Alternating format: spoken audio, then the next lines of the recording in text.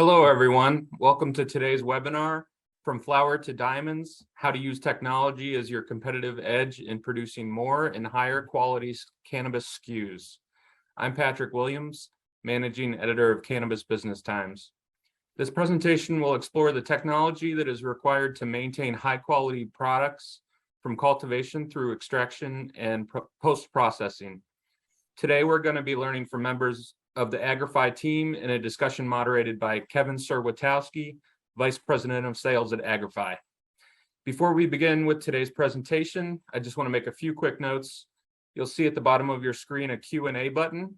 If you click that, it'll open the Q&A box where you can type your questions for the Agrify team during the presentation. We will try to get to as many questions as possible on the back end of the presentation. Also, we're recording today's presentation, including audio, video, and slides, and we'll be distributing that link to all registrants via email in the coming days. With that being said, I'm very pleased to welcome Kevin Serwatowski, Vice President of Sales at Agrify. Thank you, Patrick. Hello, everyone, and thanks for your attendance today. We got a lot of great topics to discuss, so we're just going to dive right into it. I wanted to start by briefly introducing our panel members today. We have David Kessler here with us, who's our Chief Science Officer at Agrify. David has more than 30 years of experience in cultivation in cannabis, as well as commercial agriculture. He's designed some award-winning farm-to-table programs for universities and consulted on some cool Hollywood films, such as the Hunger Games and the Black Panther movies.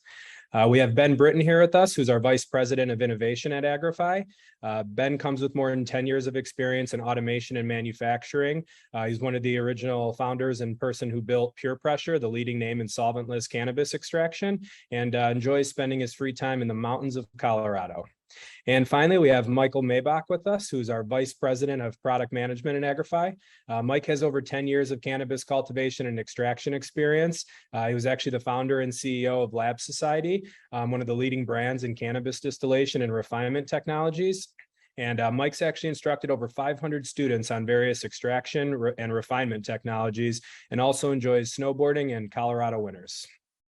So with that being said, those are our panel members, and we'll dive right in and let's get started with some cultivation topics.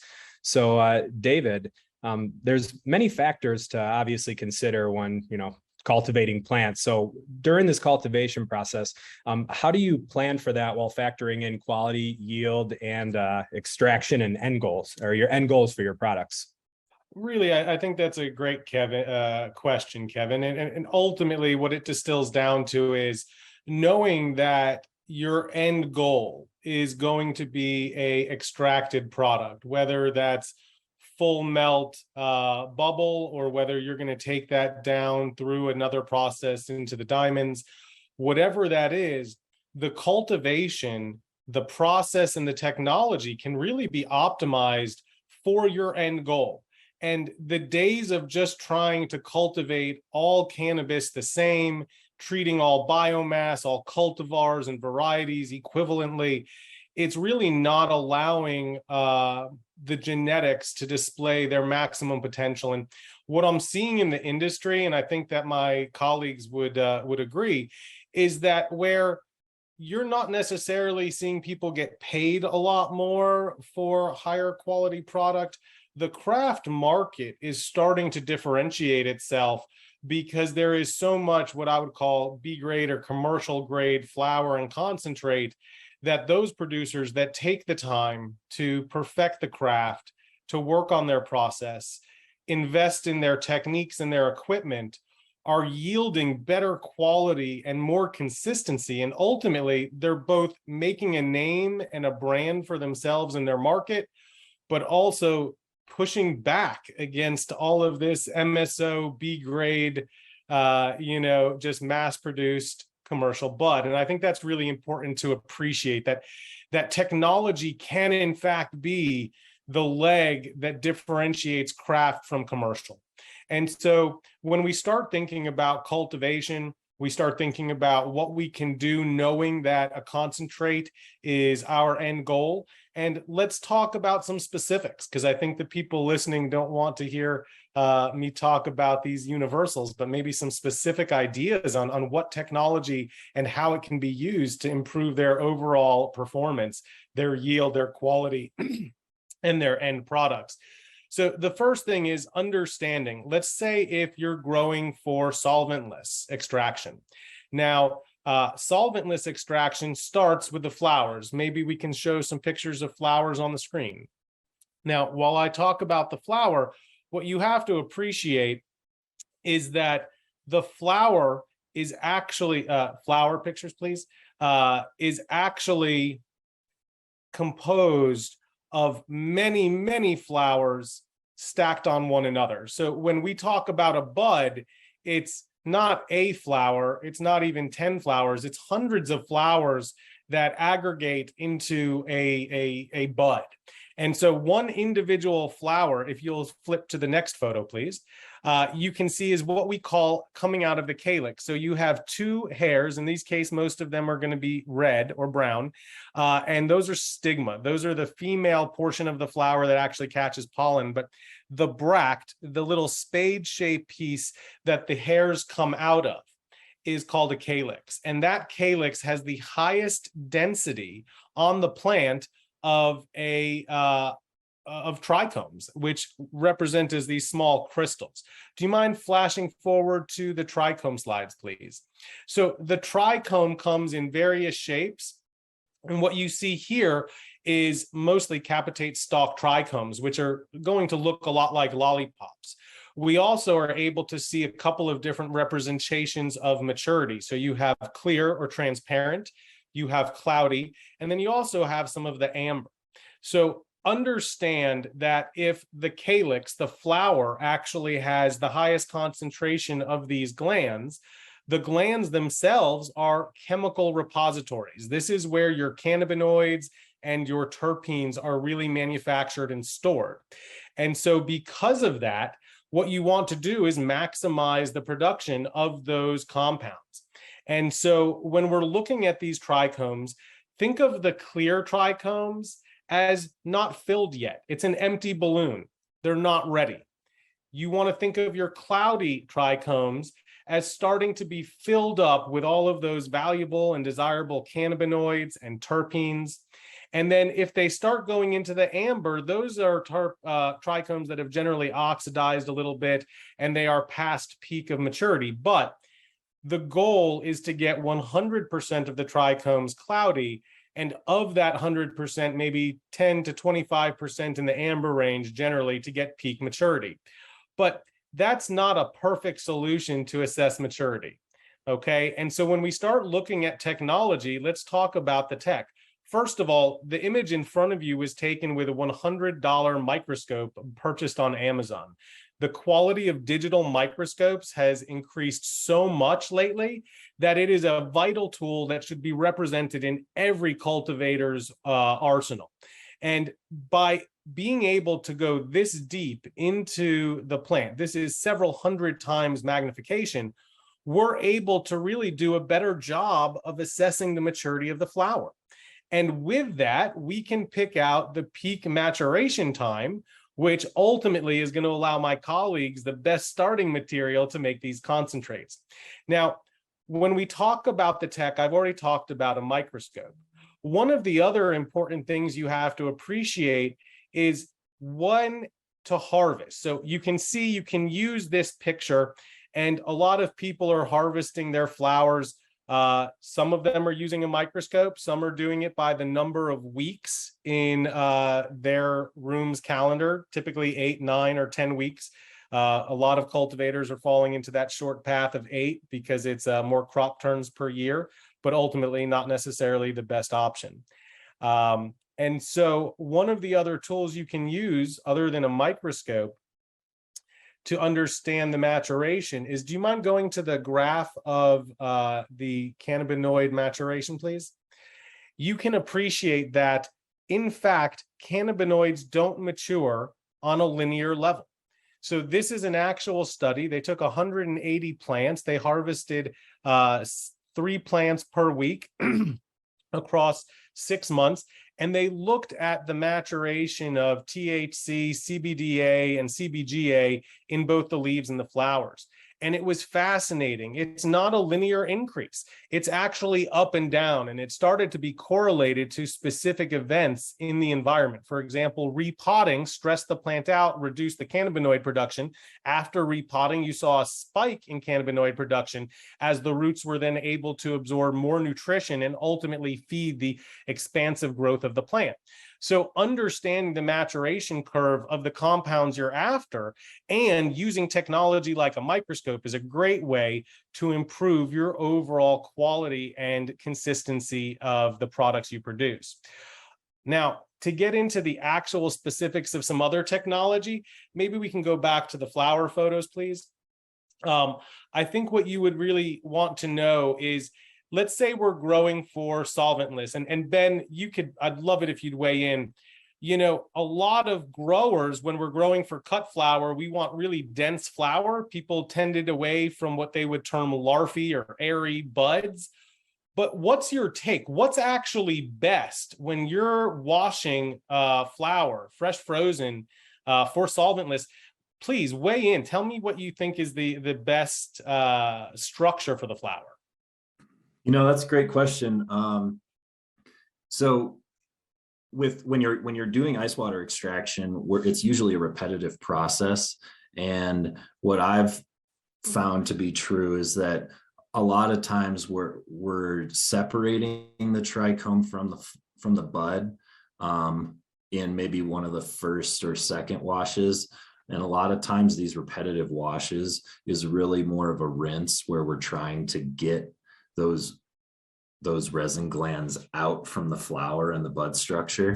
And so depending on how tightly packed they are, if they don't open up to some degree once they get wet and they're soaked in that ice water, then it can take more washes and a heavier degree of agitation to release those from within the bud structure, because there can be some really good resin glands that are tucked deep inside of that bud that you've got to get out.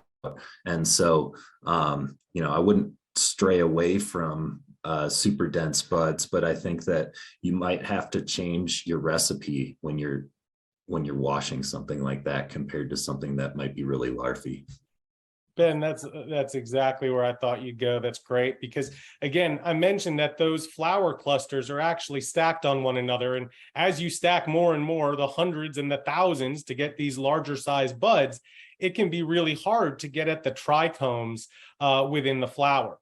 But if open flower, if slightly airier flower is a goal when we're making concentrates, because it's going to allow less agitation, which ultimately means less leaf biomass in the concentrate, right? Less adulterant from those trichome heads, then that's desirable.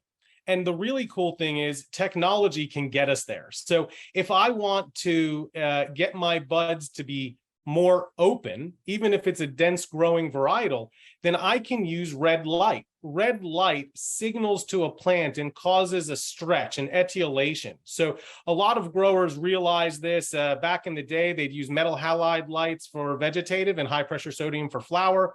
The red light in the high pressure sodium did cause more of a stretch. And we can capitalize on that. Now that we have spectrum controllable LEDs like in Agrify VFUs, you're able to use increased red light to actually cause a stretch, which loosens up that bud structure, which is fantastic. You can also select, if you have granular control over your environment, to run at a slightly warmer temperature. Warmer temperatures are going to cause, again, a little bit more air elongation and a little bit looser product. And it's not going to be enough to damage the plant or volatilize terpenes, but instead just affect the chemical processes in the plant and overall the physical expression or the morphology, the shape of the flower. Now, I just mentioned that you needed control over things like your light spectrum, your temperature, and the environment. And this is a really critical concern, because I think if you're going to leverage technology, you really have to appreciate what it is to grow cannabis and to produce the top quality cannabis. And, I asked some friends, what it is that you need to grow great cannabis. And they're like, you just want to give cannabis a utopia, the perfect environment, never a cloudy day, never rain when you don't want it, the right amount of water, the right amount of food, just everything just perfect. And I was like, well, that's great, right? But I don't think that's the answer, right? That's how you grow a healthy person. I eat my 2,000 calories a day. I exercise for 60 minutes, but if I want to make the largest possible human being, if I want to make an Olympic weightlifter, I do not feed them 2,000 calories a day and ask them to walk 60 minutes around the block. They're eating 10,000 plus calories a day, working out 6 hours a day, taking ice baths, saunas, massages, stretching, coaches.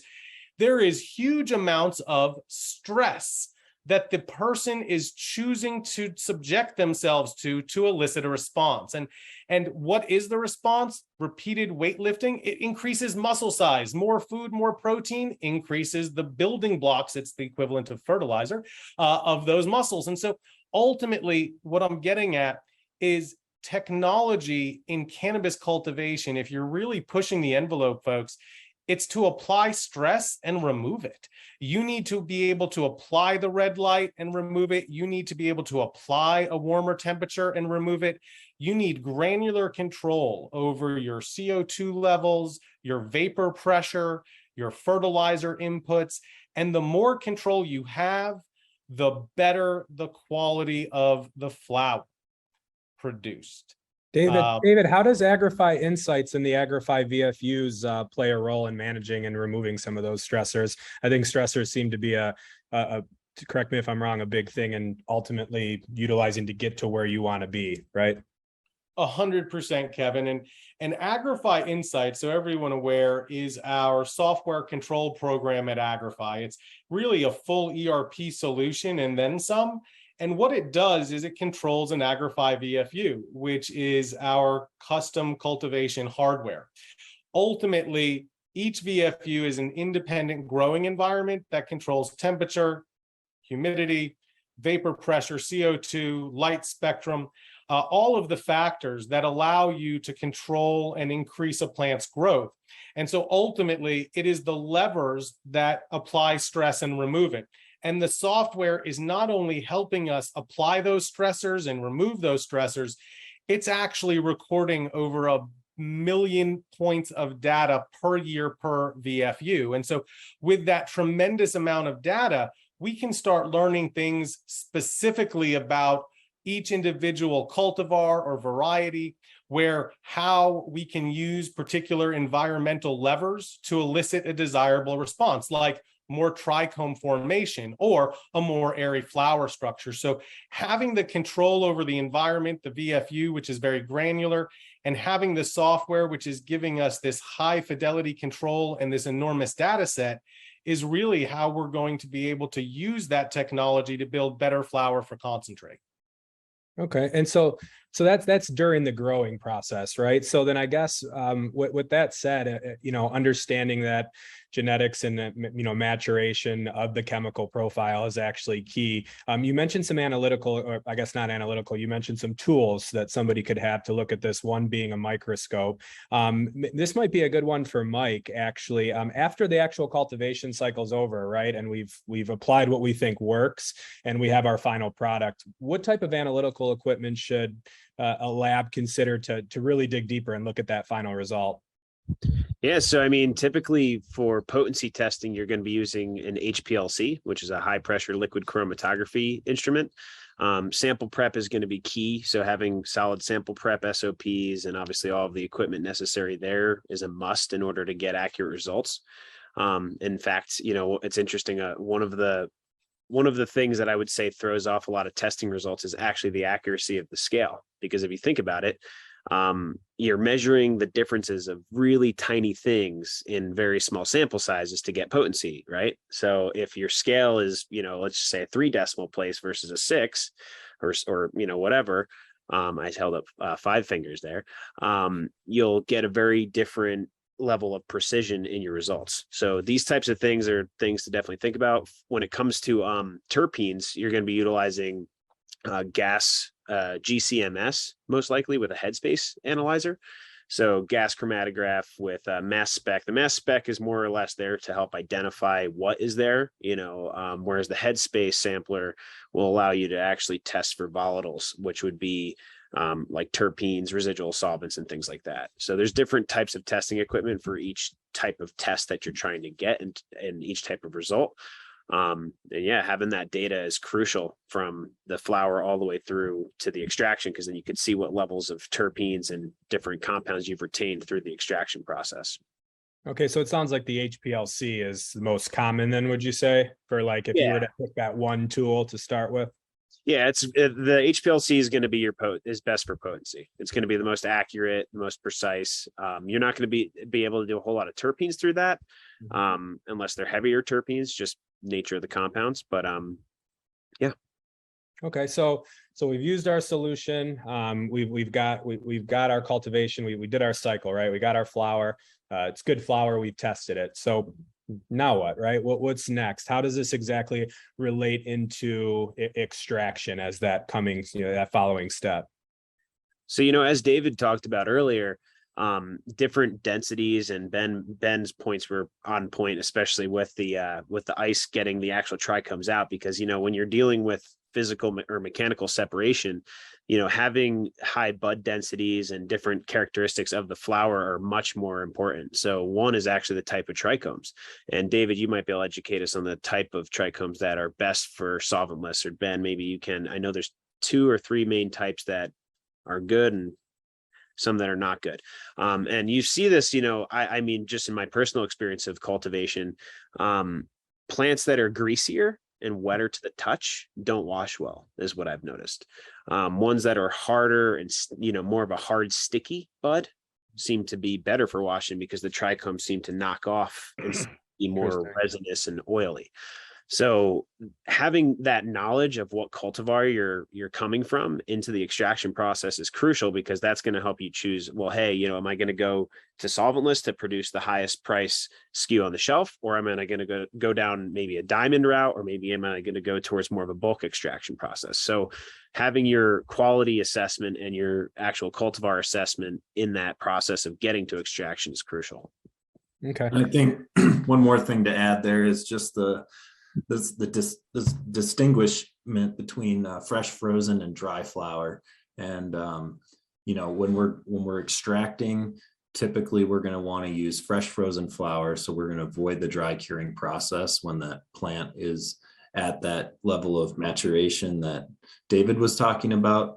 We're going to cut those buds, bag them, and freeze them relatively immediately, and that's going to help preserve a lot of those trichomes and the terpenes within those trichomes, so that we're not oxidizing and off-gassing, which is what does happen during the dry curing process.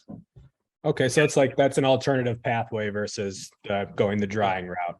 Correct. Yeah, in all reality, that's actually a really important point here, because, like Ben said, during the cure process, the reason the room stinks so bad is because you have all of these gases and terpenes coming off. When we fresh freeze for either hydrocarbon or for solventless extraction, we're actually able to maintain those terpenes that normally wouldn't even be present in an extract or in the flower form.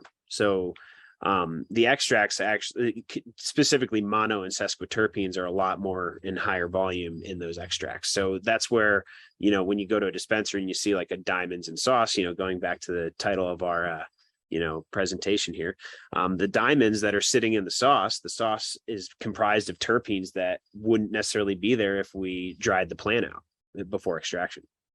Mm-hmm. So, Folks, so what are actually some good ways to actually to really preserve the terpene profile then for somebody wanting to focus on a good terpene profile? I can jump in here, Ben, and then maybe you can have another word. I think that if you're trying to preserve terpenes, there's a couple of things. One, it would be helpful if you could put up the slides of the trichomes at high resolution. the first thing is that terpenes, which are the aromatic compounds generally responsible for most of the smell of the flower, are also amassed in the gland head, in that round ball. If you forward through a couple more, please. And so here we go. At the base of that, you have three types of, excuse me, trichome represented. You have a bulbous trichome. You have, they actually only have the capitate. They don't have the sessile trichome, which is just the hair. Here they're showing you on the right a capitate stalk trichome. But notice at the top, there's a one separation, and at the bottom of the gland, there's another. The terpenes generally amass at the bottom of the gland, and the upper portion of the gland is the cannabinoids. So when you're cultivating, you're really cultivating. Some people even talk about not growing flowers, but being trichome farmers, because that's ultimately what they're after. And when you're selecting your genetics, guys, and you're trying to preserve these terpenes, one of the things you want to do is not rupture the gland while you're extracting it. And so, Mike, to your point, the greasy feel versus what I would say is more of a crystalline or sugary feel, that has a lot to do with the waxy cuticle layer of the trichome itself, as well as the amount of contents in relation to that waxy cuticle layer. So it's really important to understand the genetics, whether they wash well or not. I mean, a lot of people would tell you that the classic is a GMO washing at 5% fresh frozen versus some of these other strains, you might only get 2.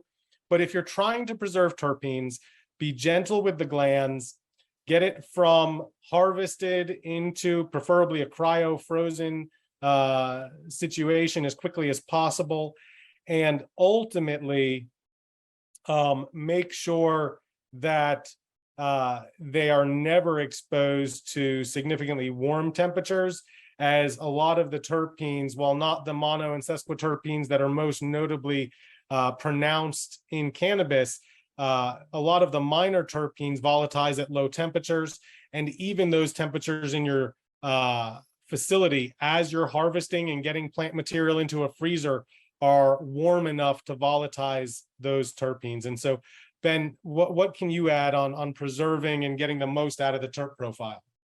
No, you're spot on. I mean, it really comes down to just taking the care to keep things below temperature. And you know, when I talk about a proper solventless extraction process that takes from the flower through the fresh frozen process, ice water extraction, freeze drying to remove the residual moisture, all the way up until we're ready to put it in the press. At that point, our flower should have never seen temperatures above freezing this entire process. So we've already isolated and separated the trichomes, and I like to think of ice water extraction as kind of the combine of the cannabis industry. When we grow corn commercially, we're after the kernels, we leave everything else in the field. We're kind of doing the same thing with ice water extraction. And so we're doing our best to preserve those trichomes all the way up until we get to that point where we're ready to press.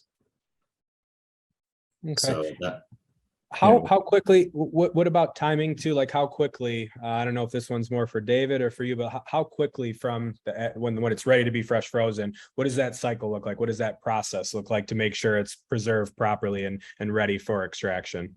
Yeah, I mean, typically a lot of people, if they know they're going to make fresh frozen, when they're trimming their plant, they'll trim the fan leaves and whatever else they can on the plant, and then take the bud off last and put that into the freezer bags and fill a bag up, close it, put it in the freezer. So, you know, the time from off the stalk to in the freezer is less than 30 minutes. And at that point, once it's frozen, then you're going directly from the frozen state into whatever extraction process that is. It doesn't have to be solventless extraction, but you can take your fresh frozen bud and put it in the column of a precision hydrocarbon extractor, and you're ready to go. So we should be going directly from the freezer to our extraction process and not letting the material thaw. Okay, actually, if you don't mind diving into that a little bit more too. So it sounds like for the solvent-based extraction, right? I guess we're taking our fresh frozen and we're putting it right in the column and we're going into extraction with it. How does that differ on the solventless side, right? So you got your fresh frozen ready. Talk about high level what the steps are prior to a solventless process that make it different. Yeah, so there's some really important process when you're going to wash, is that you really need to let the flour soak before you agitate. So when we're going to take fresh frozen flour and put it in a vat of ice water, and it's extremely important that we let that water soak all the way into the center of that bud. And you can grab one out of your vessel and break it open and look at it, but if you haven't soaked all the way to the stem of that bud, then when you start agitating, you have the likelihood of actually fracturing off chunks of that bud and creating particulate and undesirables that will contaminate your hash. And one of the things that we're trying to take advantage of with ice water extraction, we're trying to take advantage of that water soaking into that bud and making it supple and flexible and able to move during that agitation process. But at the same time, the temperatures of the ice water are going to freeze those resin glands, those trichomes, and they're going to make them brittle. So then when we agitate, we're really trying to separate only the resin gland and we're trying to keep the bud intact. Okay. Okay, we've got to our extraction, whether we've done, solvent-based or solventless extraction. What are people doing after that, right? Before there's still some steps before we go to market with it, right? So how exactly are the extracts tested? Yeah, so I'll let Mike chime in on the specific equipment, but this is really important because we were talking before about analytical equipment, doing this kind of testing in-house is really beneficial because you are required to test your concentrates and send them out for testing before they go on the shelves. But once you do that with a third-party lab, if you test hot for a contamination of some kind, and we've seen this before with customers where even they've had really bad luck and they were located adjacent to some other industrial process, and just the air brought over a dust that contaminated part of their grow.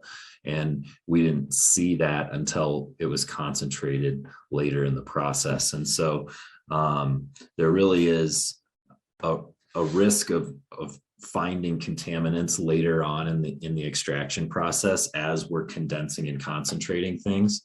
And so you really want to have that analytical equipment in-house where you can review what you have and make those corrections, because there's really no issue with you finding your own problem and correcting it. But if you send it out for third-party analysis and they find the issue, then you're in for a lot of paperwork and a lot more inspections at that point.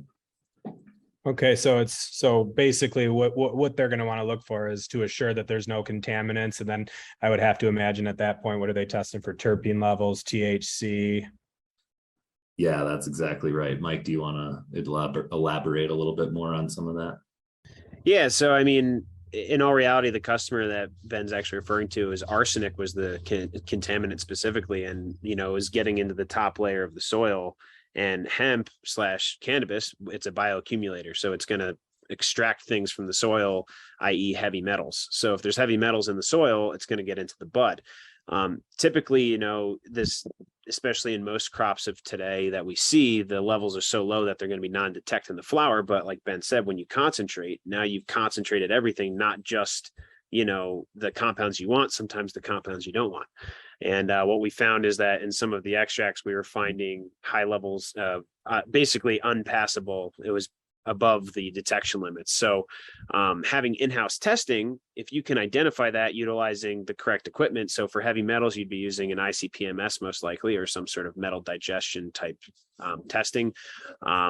For pesticides, you'd probably use a headspace analyzer, like we were talking about earlier.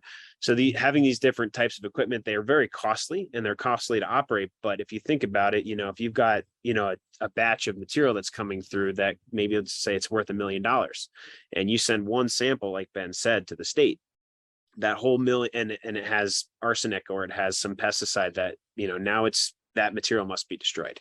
Whereas if you catch it in-house with your own in-house testing equipment, now you could actually say, oh, wait a minute, this batch needs to go through this other post process, which, you know, we're very familiar with different remediation processes. There's a lot that exist. A lot of them usually involve liquid chromatography. And doing so, you can actually scrub out these contaminants and then clean up your material, test it again in-house for verification, then send it off for third-party verification. And now you've got clean product that can get back on the shelf, and you basically just protected your business.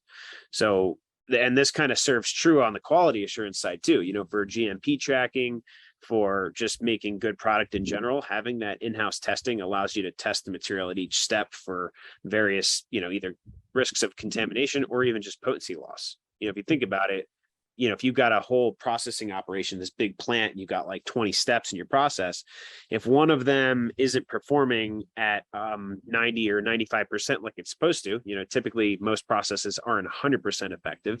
Let's say it's operating at 60 to 70%. We have a 20% difference in efficiency. That 20% over the course of 2 weeks in a large production facility could be hundreds of thousands of dollars. So having in-house testing helps you really, you know, you're not just protecting your customers and your own but you're really protecting your business. Okay. So I'm going to ask a two-part question here, actually, to kind of follow up on that then. So let's just say the test results were good in terms of, you know, no contaminants or whatever, but maybe they want to get, well, either they're trying to get a bigger yield or they're trying to get some better THC or terpene results. First part of the question is, David, for the VFUs and Agrify insights, how can we take data that we just got from our, you know, testing equipment that we maybe put a lot of money into, right? And how do we use the VFUs or Agrify insights to basically inch forward to a better result and make small changes? And then when you're done with that, Mike, I wanted to get some additional information on, like, how can people maybe remediate that material if they do have results that they need to take care of and not want to waste product. 100%. Kevin, so look, let's just walk through that process. You've cultivated cannabis, you've tested it as fresh frozen flower, you've tested the concentrate extracts, and so now you have yet more data. And what can you do with that? So exactly what you do is you start analyzing the cultivation environment, because ultimately genetics determine a window of possible outcomes, possible expression, and the level of care or the environment determines where on that spectrum you fall. So what we're looking to do is understand where we fell and then what levers we can apply to go from here to here in terms of optimizing or allowing the genetic to display its true potential. And so with that, you need to start analyzing a couple of pieces of information. Obviously, the cultivation environment, but also the end result. And it's only one piece of the puzzle if you're just recording your growing environment, folks. You also need to understand what that post-harvest end result of the chemical profile was, because those pieces of data are going to help you do the next step, which is a very simple iterative experiment. One of the great things about Agrify VFUs is they're compartmentalized growth chambers. It's like the fanciest 4-foot by 8-foot grow tent you've ever seen in your life. And ultimately, every single one is completely independent from all the others in the facility. So I can run the new, I don't know, pink certs from Compound, and I'll run it in 5 different VFUs, and I'll run it with 2-degree Fahrenheit temperature differences as the only thing varying in that recipe. Once I have talked to Mike about the analyticals coming out of the equipment, I can then start seeing where my environment gave me a better result. And so as I start to understand how pink certs grows, as I start to understand, say, how one variable like temperature influences the overall cannabinoid levels, the terpene profiles, I can start using all of those levers that the VFU offers you, your photo period, your spectrum, your fertilizer mixes, your vapor pressure, to start adjusting and tweaking the recipe by which we grow that strain and ultimately optimize it. So this is an iterative process. But if you're in a traditional grow, maybe you have 8 flower rooms, maybe you take one area of the bench and you might do some R&D on it and try a couple of things. The problem there is that it's really not pure data. And 2, you're only going to get one crop cycle through about every quarter, truthfully. With a VFU, because they're compartmentalized, you can continually run iterative experiments in different chambers. And while a couple of degrees in temperature might impact the chemical profile, it's not going to cause a catastrophic loss, which means unsellable product. So you can iterate and experiment as you cultivate, and ultimately with all of the data collection, you end up with this tremendous data set, essentially a recipe of how to improve the performance. The only thing is you just have to dig in through all those data points. And then once you have that, once you have an optimized recipe, then you turn it over to Mike to talk about what to do with it. Yeah. So Mike, what do you do with it, right? We fixed the problem, but we still have some material here that we need to do something with. That's kind of one of the benefits of having certain extraction tools in your facility, all right? So where do you go from there?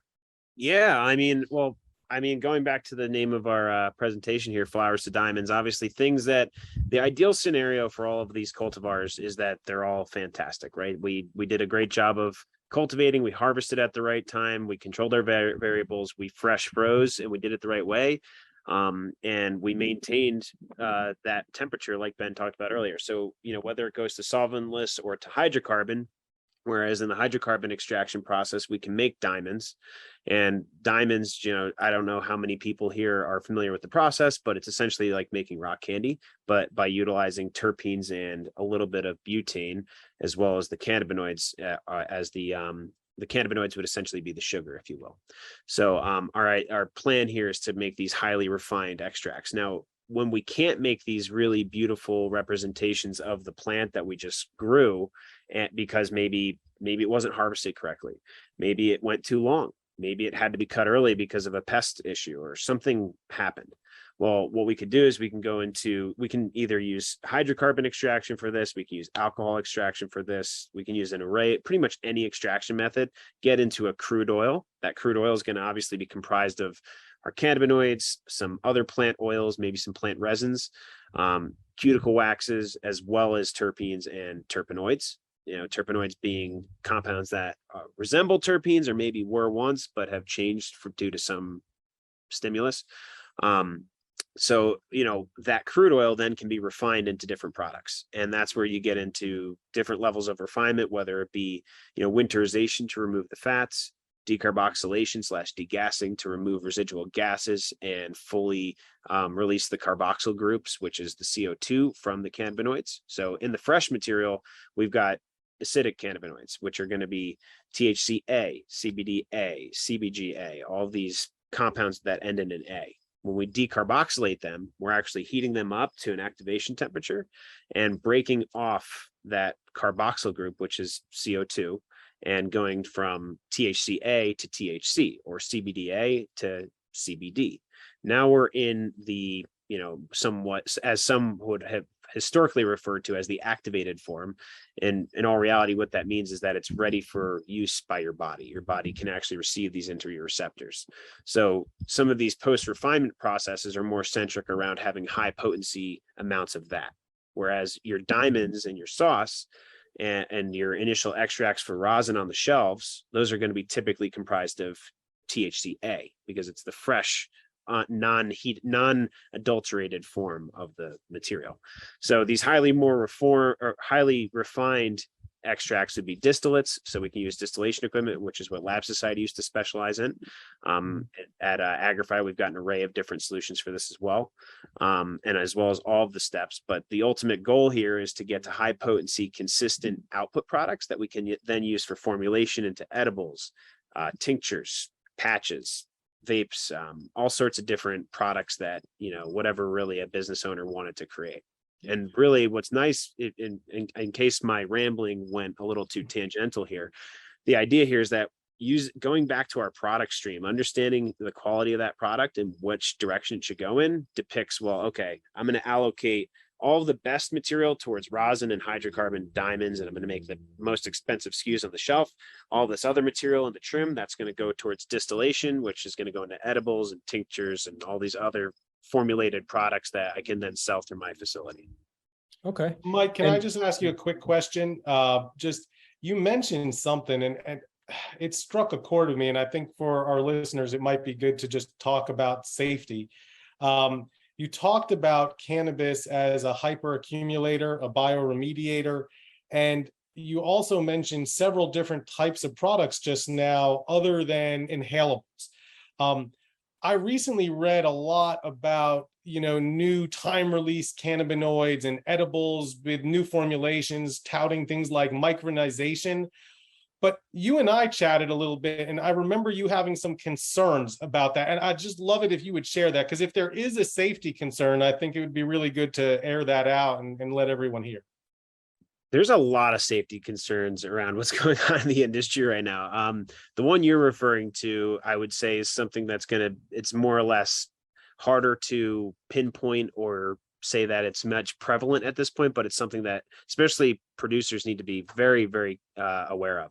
So when you make things, nano encapsulated, or you make things more bioavailable by encapsulating them in a fat, either macro or nano, whatever type of micro encapsulation method you're utilizing, what you're doing is you're increasing the body's ability to take this substance up. And not only that, maybe it actually can further go into your body and pass the blood-brain barrier. And when you have certain size particles, they can do that.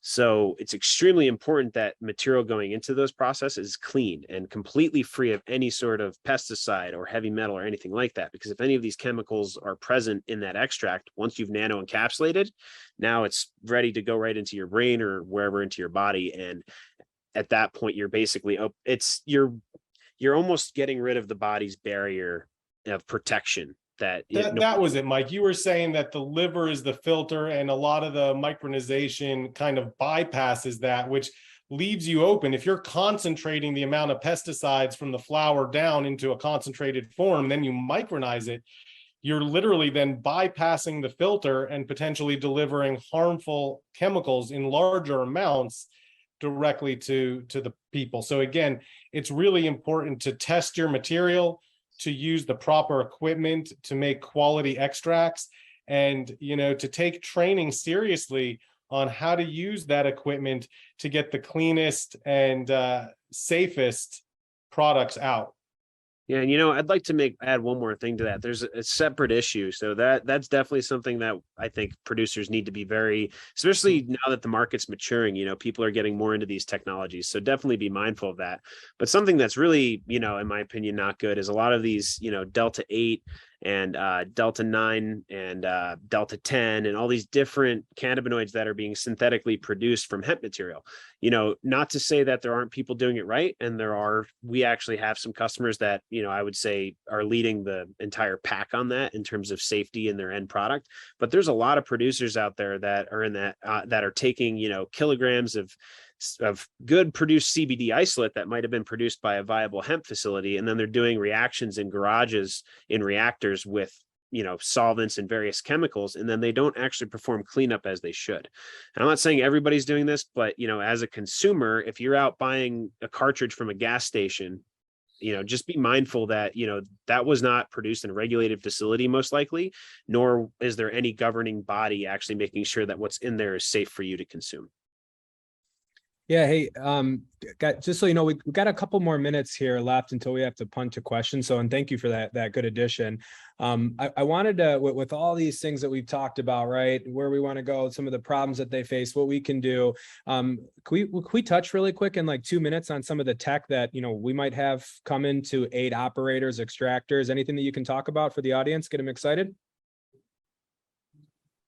I mean, I'm happy to say that the Agrify VFUs, the technology and Agrify insights are, the perfect solution to use those environmental levers to elicit the best genetic performance. But it's going to be on Ben and Mike really to discuss the equipment on the extraction and analytics side that is going to ultimately deliver those products. So, guys. Yeah, I'll without giving away too much, I'll just say keep your eyes peeled. We're going to have quite a bit coming out in the mitigation department, and we're going to be able to work with you directly to remove specific contaminants and deliver refined solutions for each customer. So I think there's a lot coming out in the very near future. So stay tuned on that. Okay, Yeah, in all reality, follow social media, see that too, right? yeah. Follow social media to keep an eye on the new releases. Okay. Absolutely. What are you gonna say, Mike? I was just going to say, when it comes to the remediation practices, what's great is we actually have a lot of those SOPs now too. So if you know, and we actually had a customer ask a question, Shivam Agrawal. He said he wants to start in India. Can you help? The answer is absolutely. You know, Agrify is an international company. You know, we're obviously based here in the US, but we focus our efforts on just the process and providing the best solutions to our customers. So no matter where you are in the world, we're here to help. And when it comes to the actual remediation processes, you know, that's a lot of it's SOP driven more so than equipment driven. So, you know, a lot of that stuff is already existing and we can actually help with that right now. Okay, awesome. Well, I want to make sure we leave some time for questions here. So, Patrick, can you help us with some of the questions from the audience? Yeah, absolutely. Just wanted to thank you guys first, Kevin, David, Ben, and Mike. So again, if anyone in the audience wants to ask questions, feel free to click on the Q&A button at the bottom of your screen, and then you'll type your question into the Q&A box. We've had a couple filter through. Mike, you had mentioned a question about if you guys can help in India. Another one that has come through regards R134A extraction processes. Could you talk a little bit about that? What is it? Is it something you'd recommend? So R134A is, I believe it's butane, correct? I'm like 99% sure it's butane. So butane, that's butane extraction, I believe. There are different refrigerants that you can use for extraction. In fact, there are some companies that use fluorinated hydrocarbons, which is another type of refrigerant. I wouldn't recommend using that unless you have experience with a company in that.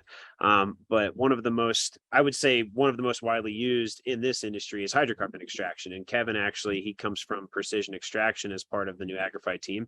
Precision specializes in is the hydrocarbon leader in the space. And in all reality, the reason that butane and propane are utilized is because of the low boiling point. So typically in most extraction processes in the pharmaceutical world, you're not going to see butane and propane utilized very often.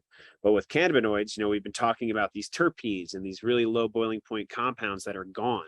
You know, as soon as we, you know, if we cut down the plant, we put it on a drying net or we hang dry, all these terpenes are just volatilizing off to the atmosphere. That means that at atmospheric conditions, at atmospheric pressure and heat, they are volatile. So butane and propane are actually the same. So that's why butane, you know, you can't have like a glass of butane. You know, if you emptied it out, it would just immediately turn into a gas. So the idea is that through that extraction process, the reason why it works so well is because having such a low boiling point allows us to remove the solvent within the system without getting rid of all of our mono and sesquiterpenes and all these terpenes that we want to retain. They'll be left behind with the extract itself with the cannabinoids. So basically, closed loops are going to be your best option for R134A extraction. And then not only that, but I would actually recommend going passive recovery, which the new PX series from Precision is awesome. It's modular, has 3 different sizes, PX5, 10, and the new coming release, the 30, which will be upcoming soon. Active recovery systems are going to be a little different, where they utilize a gas compression pump, which creates heat, which requires more chilling, also requires more energy. Passive systems simply use heat and pressure to actually move the gases around within the system. But we'd be happy to answer more questions about that. You know, feel free to reach out separately and we can get you set up with an expert. Great. So does Agrify offer ice water washing or rosin pressing training? Yep. So I just put a website in the chat. purecannalabs.com is going to be our training for all solventless extraction, and we can do a variety of offerings here. We can do video training. We can sell SOPs for specific processes, but most customers prefer to just bring our trainer on site. And then within 1 week's time, you can go from knowing pretty much nothing to having product ready to produce for the shelves. So we do offer a full suite of services. We'll work with you to help your team wherever you're located and whatever material you're working with. And just to touch on that, we provide training on all our equipment as well. So anywhere you are in the world, we're here to help you.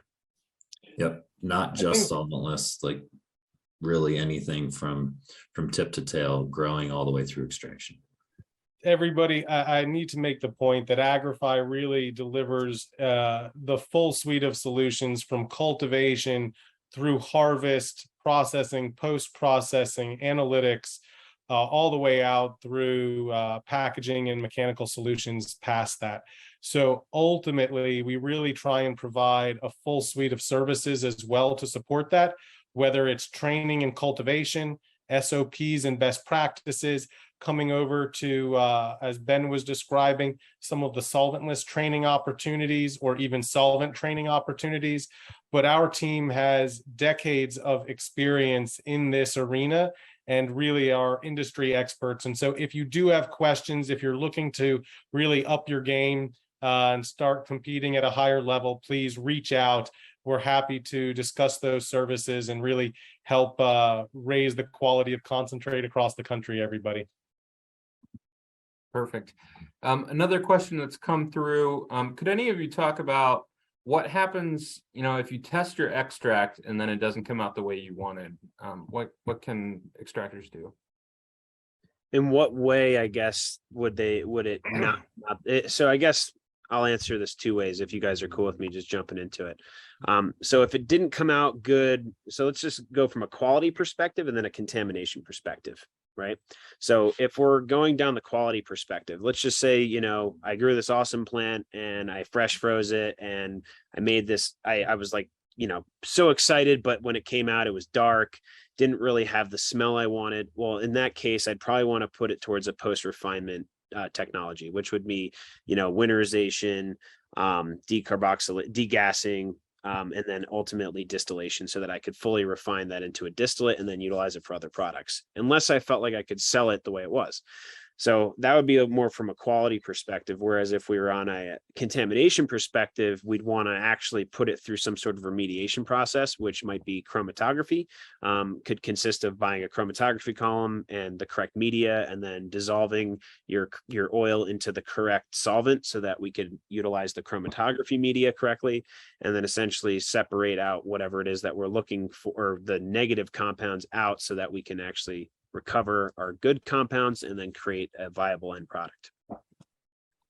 Someone else had asked if any of your technology applies to hemp processing. I know hemp had been mentioned in here.